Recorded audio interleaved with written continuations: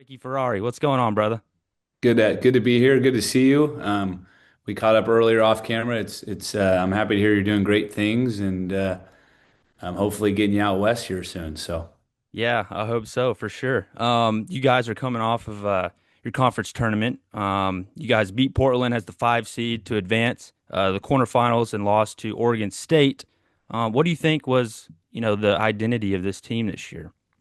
yeah, it was a team that we had high expectations for coming into the season, and caught a little bit of an injury bug early on, especially even during the summertime. We were trying to mesh, and it kind of carried throughout the season.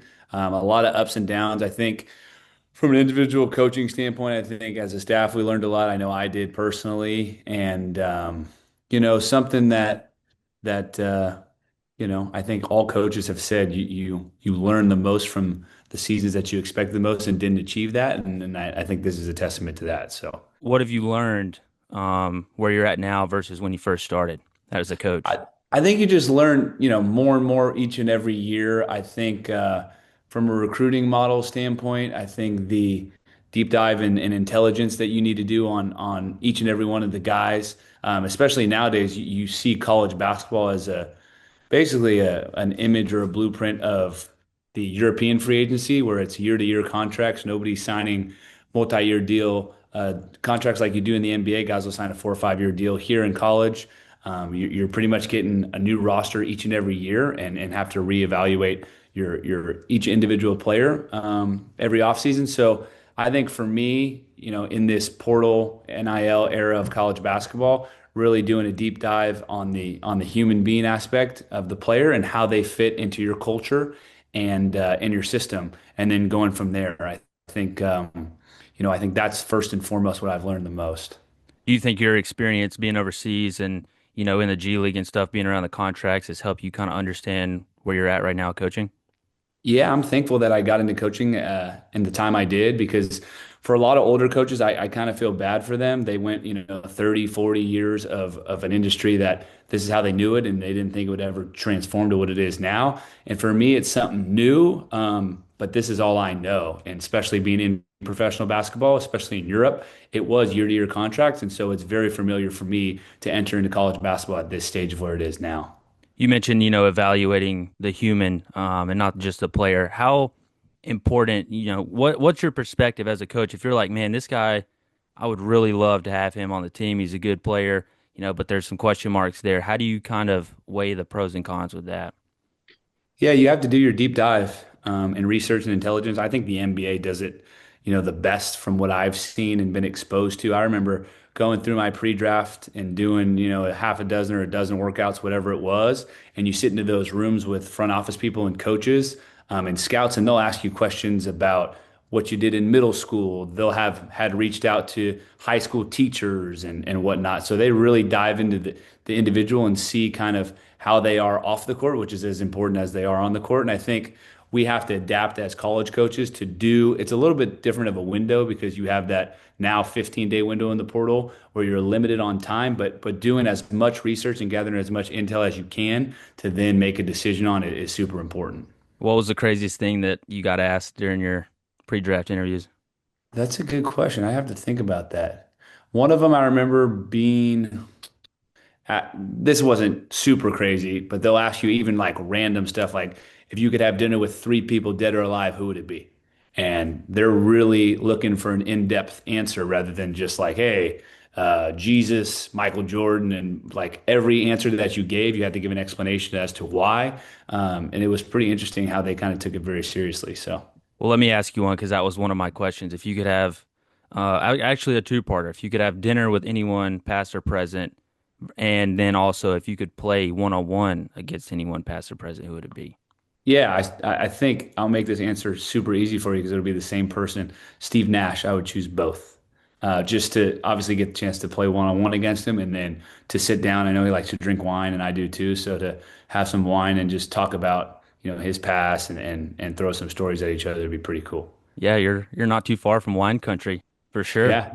No, yeah. You'll learn that if you get out here. It's good wine. I was in Spain too, so I went from Oh really, man, really good California wine to really good Spanish wine. So What's the difference? Which one's better? I say Spain because of the price. I think the price point out here is a Okay. little high. You go to Spain and any, grocery store, a $12 bottle is delicious as to it's like drinking a 50, $60 bottle here. So. When you were looking at, opportunities to go play overseas and stuff, what's kind of the process on figuring out where to go and which, places might want you and so forth?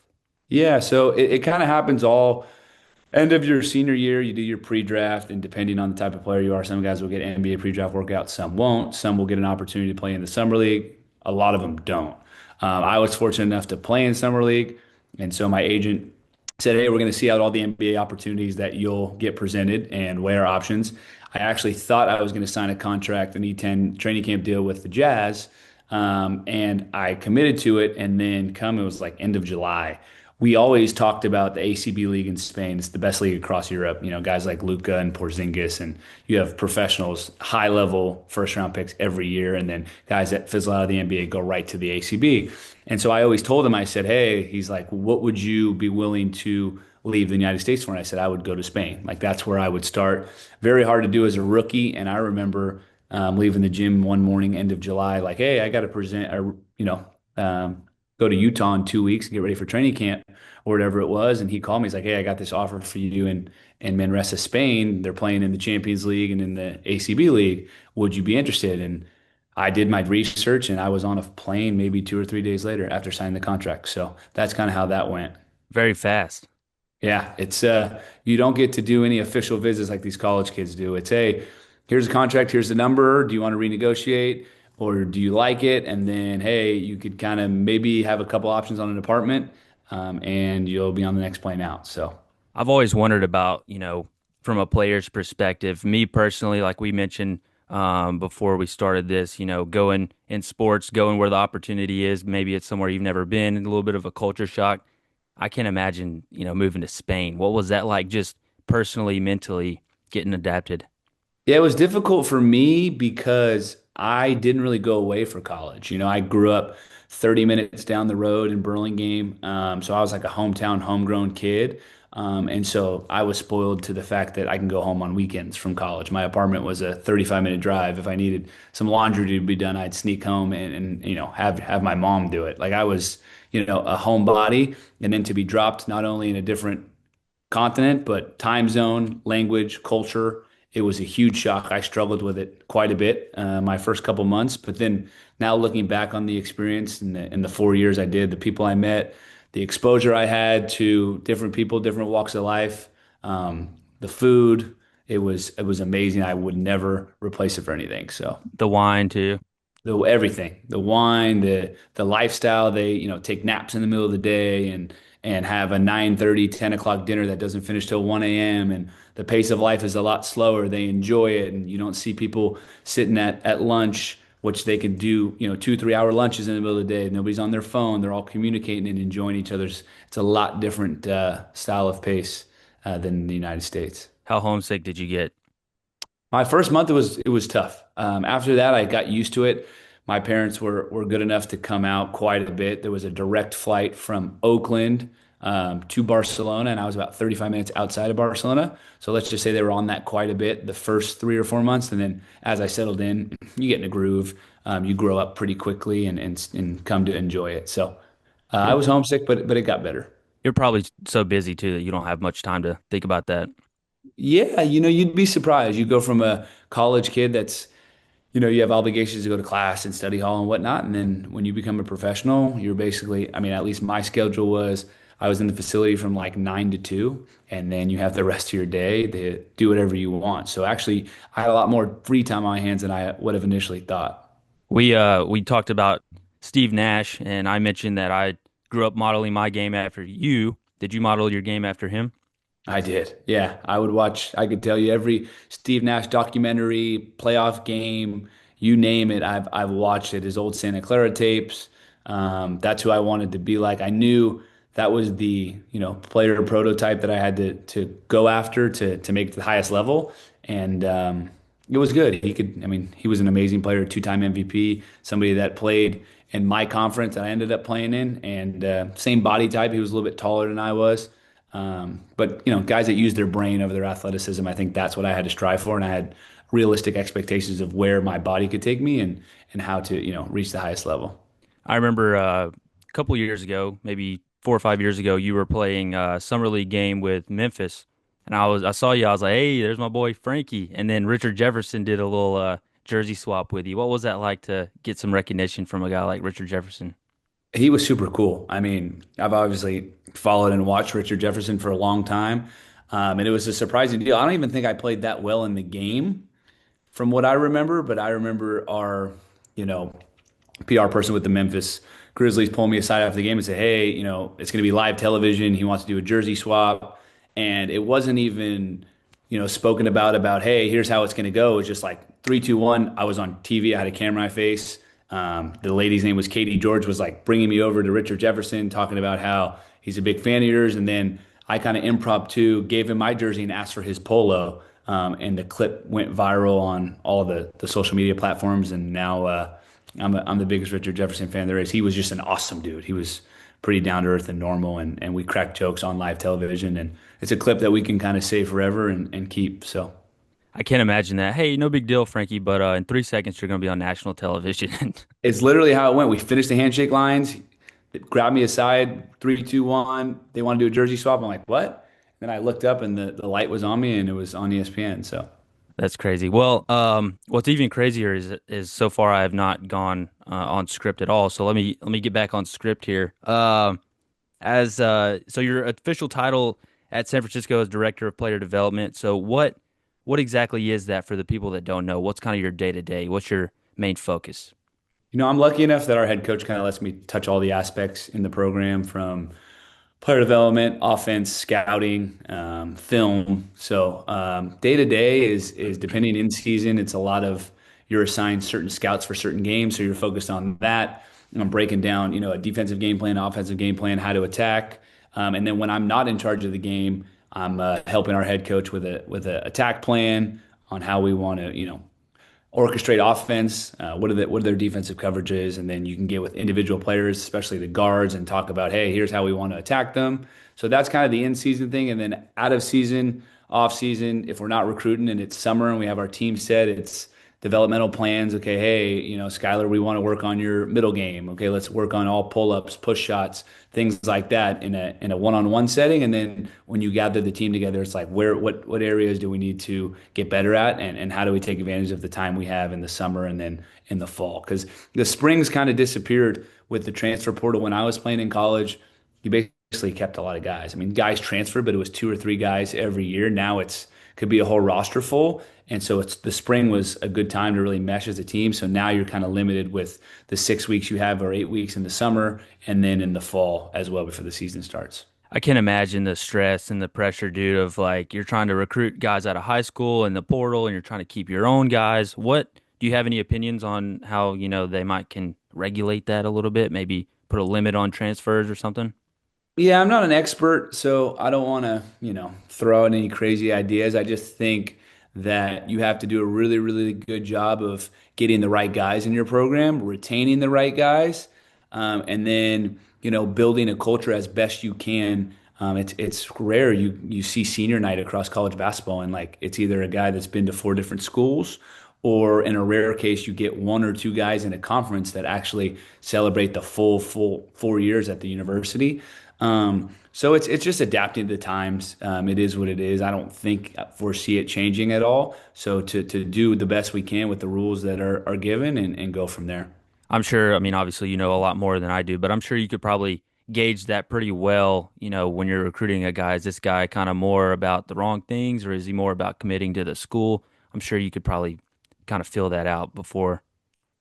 Yeah, I think the style of play really jumps off the screen. Steve Kerr always talks about like the way we play basketball is the way or how we are off the court and in life. And so depending on what your needs are, obviously there's guys that, can score. There's guys that are slashers, cutters, rebounders. There's point guards, facilitators. There's big men that screen and rebound. But just depending on what you need and how you want to fill your roster can kind of coordinate in that sense.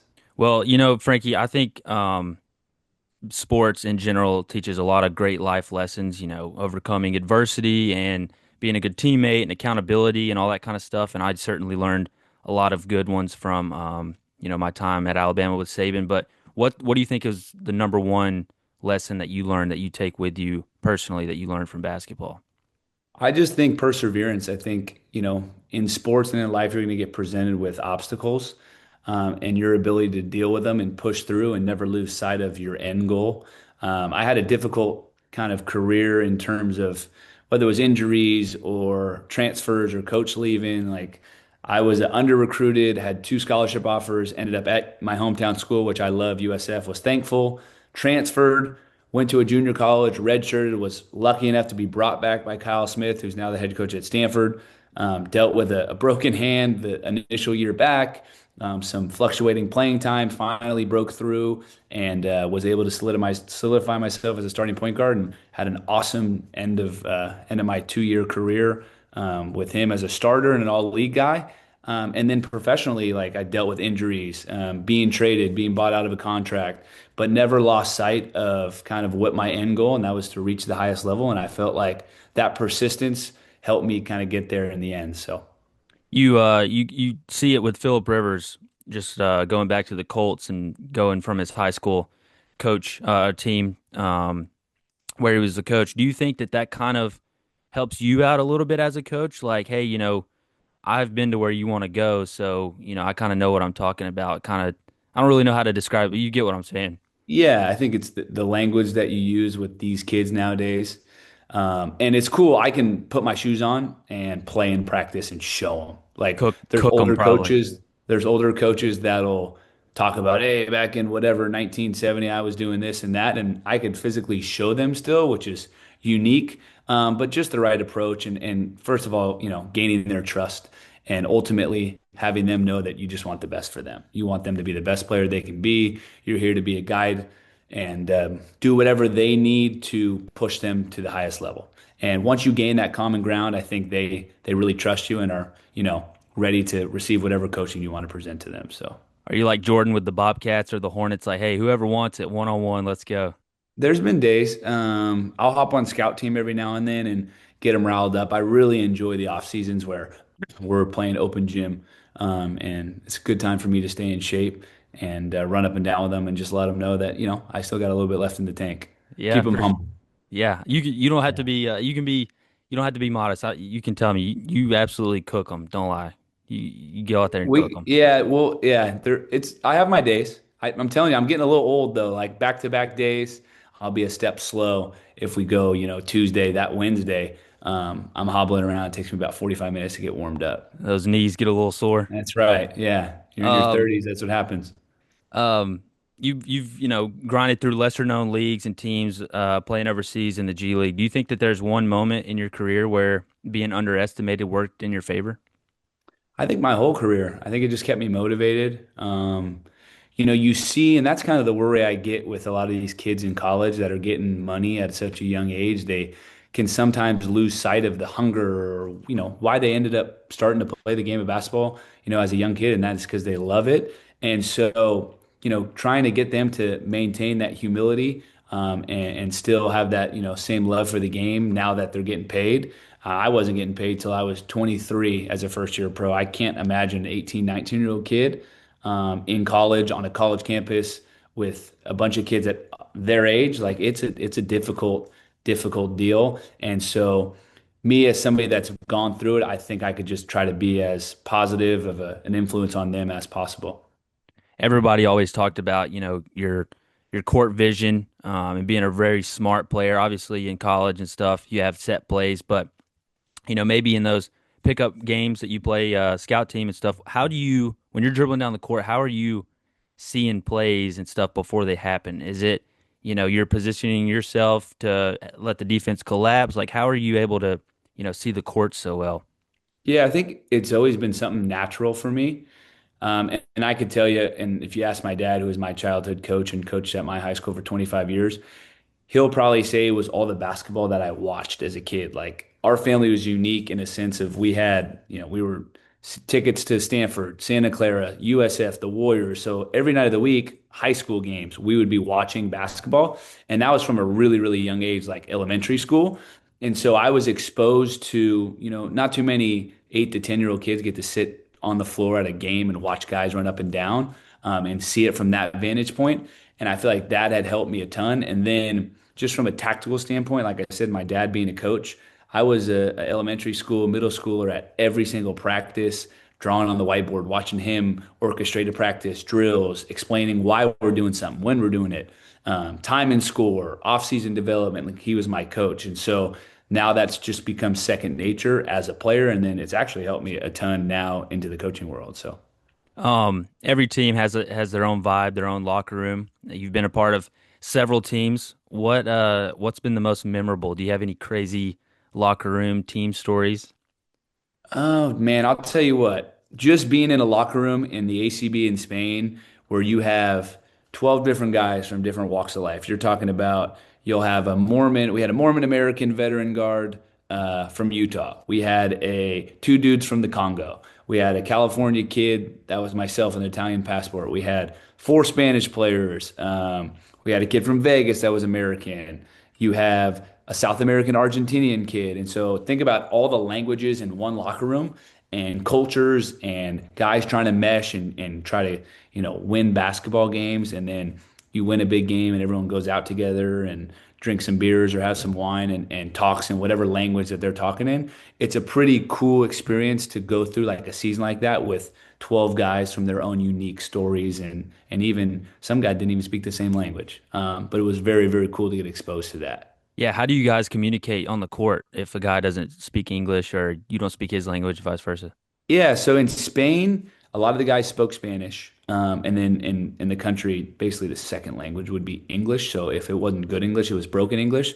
And then every team has an assistant coach that speaks fluent, obviously Spanish and English, and will translate if need be. So that's kind of how it went. And then, if you choose, if you really lean into the culture, like I learned quite a bit of Spanish and was able to, off the court, order at restaurants and have small conversations with people. And that was one of the cooler parts of being over there. I won't put you on the spot, make you speak Spanish. I believe you. Yeah. I'm pretty No, it's rusty. gotten bad. Trust me, I haven't been over there in 4 years. If you took me to a restaurant, I could order, but that's about it. A small conversation. When you were playing and, like I said, absolutely cooking folks, what do you think was the main part of your game that you felt was critical to your success that a lot of people didn't really notice? I think confidence. You see it with even the kids that I coach now. You could see that they're capable of making an impact, whatever that may be, whether they're a reserve guard, starting guard, all league guard, player of the year caliber player. But the confidence and the belief in yourself, you can have a coach tell you they believe in you. You can do all these crazy workouts and develop all these crazy habits, but the self-belief, I think, is the separator. And to be honest, that wavered for me in my career. Not really in high school, but in college, you get presented with self-doubt when you fail. And for me to push past that and then carry that onto the professional level really helped me. And I think that is the biggest separator right now that I've seen from these kids. So how do they overcome that? Through success, through failure, not being afraid to fail, being open about, what they're not good at and what they're really good at, I think is one of the bigger things. Sticking with the failure topic, what was the toughest loss you ever had in your career? Jeez. My junior year of college, we had two. At LMU, we were up two, two free throws with 4 seconds, made them both to go up two. They throw the ball to half court area. One of the guys on my team accidentally fouls a three-point shooter, shooting a half court shot at the buzzer. Just, you got to get away, put your hands up. If he makes it, you give him credit. We foul the guy. The guy who gets fouled was a 52% free throw shooter.